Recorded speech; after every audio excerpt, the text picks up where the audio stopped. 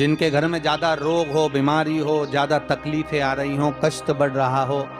बीमारियां बढ़ रही हो, या भय लग रहा हो, डर लग रहा हो, हृदय चित्त में कहीं ना कहीं आपको भय का भान हो रहा हो, तो एक लोटा पानी एक कलश में जल भर कर रख लीजिए और रात भर उसको रखे रहने दो। नवरात्र चल रहा है, उस कलश को रात भर रखकर सुबह सुबह उस कलश में एक बेलपत्र डालकर उस जल को नीम के पेड़ के नीचे उस कलश में एक बेलपत्र डालकर रात भर रखकर उस जल को पूरे घर में घुमाकर उस नीम के पेड़ के नीचे समर्पित कर दीजिए। महाराज, घर में भय लगना बंद हो जाएगा, कोई बड़ी बीमारी आपको घेरेगी नहीं और उस बीमारी से, उस रोग से आप मुक्त रहेंगे, उस बीमारी से, उस रोग से आप मुक्त पाएंगे। नीम के पेड़ के नीचे सारी विद्याएं,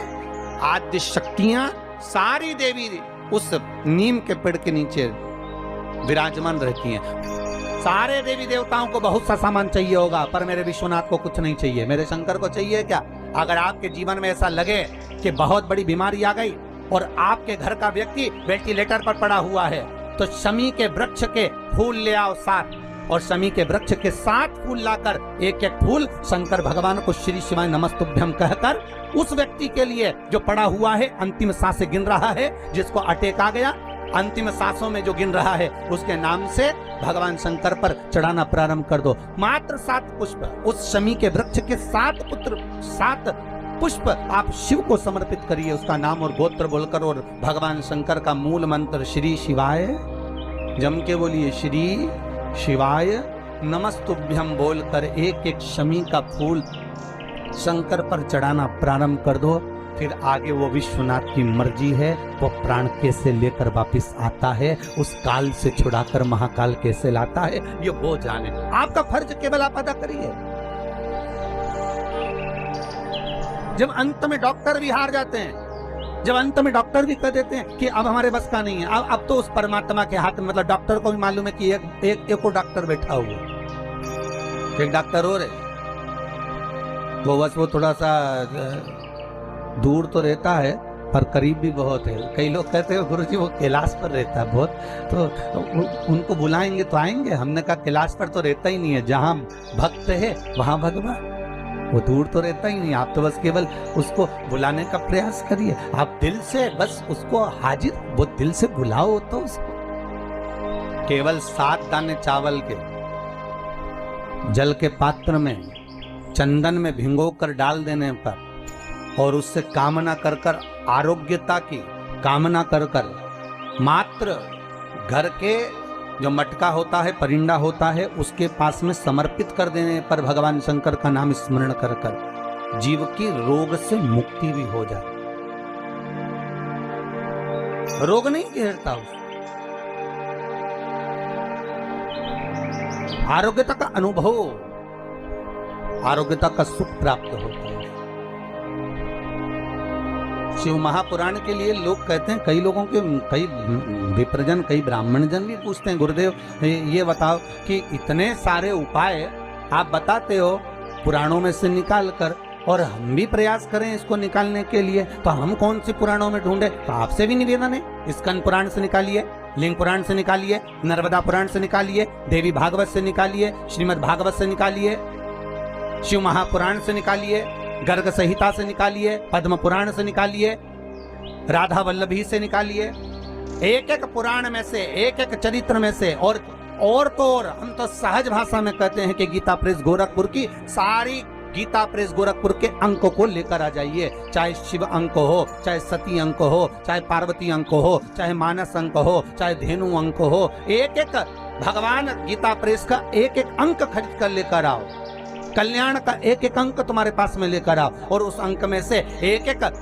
उपाय को निकालने का प्रयास करो। आपको सारे उपाय मिल जाएंगे जो इस व्यासपीठ से बताए जाते हैं, सारे उपाय आपके सामने आ जाएंगे कि जो व्यासपीठ से दिए गए,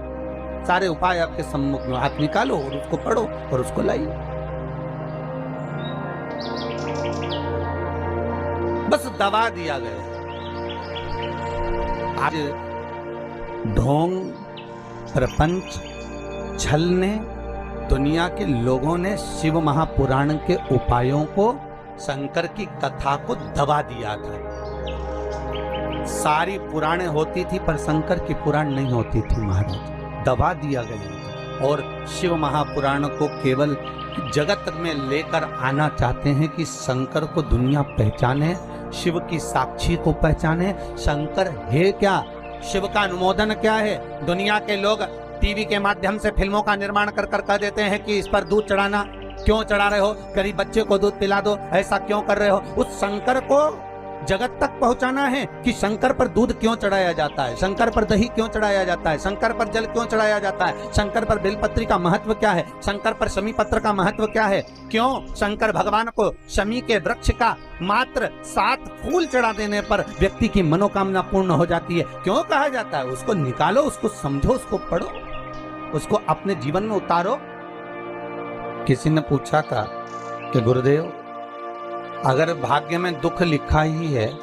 तो फिर शिव महापुराण में जाने से फायदा क्या है, फिर भजन करने से क्या लाभ है, फिर कथा सुनने से मतलब क्या है। अगर दुख लिखा ही है, दुख भोगना ही है, और दुख लिखा है और दुख भोगना ही है, तो फिर कथा तत्व से मतलब क्या, फिर दान क्यों, फिर भजन क्यों, फिर स्मरण क्यों, फिर कीर्तन क्यों, किस लिए, फिर उसका कोई महत्व ही नहीं। फिर मंदिर क्यों, फिर तीर्थ क्यों, फिर नाम जाप क्यों, किस लिए। पर शिव महापुराण की कथा कहती है कि दुख लिखने वाले ने तो लिख दिया, ठीक है, लिखने वाले ने तो जो लिखा वो लिख दिया, पर एक बात याद रखिए कि लिखने वाले ने लिख तो दिया, उसकी मर्जी थी, उसने कितना दुख कितना सुख लिखा ये उसके ऊपर है। पर एक बात याद रखो कि उस दुख सुख को हमें भोगना है, पर भोगने से पहले सुख जब हम भोगते हैं तो हमको बड़ा आनंद आता है, बड़ा एंजॉयफुल अपनी जिंदगी को जीते हैं। पर थोड़ा सा दुख अगर हमारी जिंदगी में सम्मुख में आ जाता है तो हम रोना चालू कर देते हैं, हम बिलखना चालू कर देते हैं, हम ये भूल जाते हैं कि परमात्मा ने अगर सुख में हमारा साथ दिया तो दुख में भी तो देगा।